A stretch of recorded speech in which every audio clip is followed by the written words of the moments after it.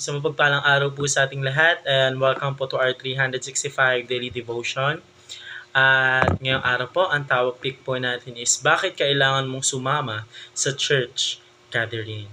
So, para po sa concept po natin, ito po ay patungkol po sa ecclesia.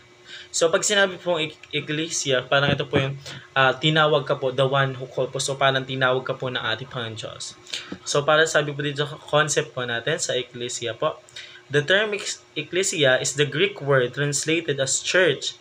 In the New Testament, it literally means assembly or gathering and refers to the congregation of the God's people. In Scripture, ecclesia represent both the local gathering of believers and the universal body of Christ united by faith in Jesus. The church is not a building, is the people who belong to God, called out from the world, who live and His followers. So yun po yung sabi po sa concept po natin patungkol po sa ecclesia po. And now tayo po dumako po sa ating Bible verse po na matatagpuan po sa Matthew chapter 16 verse 18. Ito po ang sabi po sa English po, no? And I tell you that you are Peter, and on this rock I will build my church, and the gates of Hades will not overcome it. At ito naman po ang sabi po sa Tagalog po. At sinabi ko naman sa iyo na ikaw ay Pedro, at sa ibabaw ng batong ito ay tatayo ko ang aking iglesia, at ang mga pintuan ng Hades ay hindi magwawagi laban sa kanya. So yun po yung Bible verse po natin para sa araw na to. And now tayo po dumako po sa teaching po natin. Una, the church is the universal living body of Christ. So, yung church po, tinawag po siyang universal body of Christ po or living body of Christ po kasi ang church po is pangkalahatan po.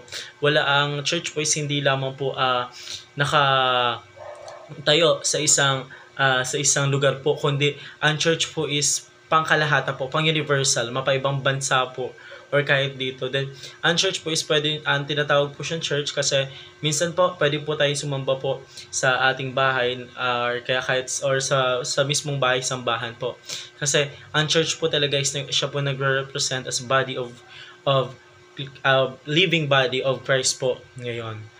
And now, pangalawang katuruan po, God called His people to gather regularly. So, ang ating Panginoon Diyos po is tinawag niya daw po yung mga kanyang tao or kanyang mga tagasunod po para mag-gather po sa church or kahit saan mo po sambahan upang ang ating Panginoon Diyos po isambahin po nila sa pangalan po ng ating Panginoon Diyos para lahat po ng glorify po is mapunta po sa ating Panginoon Diyos. So that's why po ginawa po ng ating Panginoon Diyos, tinawag niya po ang kanyang mga anak po or kaya nasasakupan para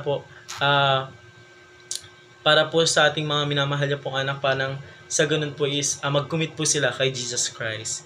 Pangatlong katuruan po, every believer is a vital part of the body of Christ po. So, lahat daw po ng mga believer po or lahat po ng mga naniniwala sa ating Panginoon Diyos is may vital part po doon po sa katawan po ng ating Panginoon Diyos. Kumbaga, ang mga believer po ng ating Panginoon Diyos ay siya pong pinagpapala po ng ating Panginoon Diyos kasi sila po yung una naniniwala po sa ating Panginoon Diyos na God existence in our heart po, in our world po para gumawa po ng mga good doings po sa atin at sa ganun po is lahat po na nagagawa na pong tama po is mag-glorify po kay Jesus Christ. So that's why po every believer po has a vital body of our Christ po. So yun lamang po para sa atin. Maraming salamat po sa pakikinig and see you po ulit bukas para po sa ating daily devotion.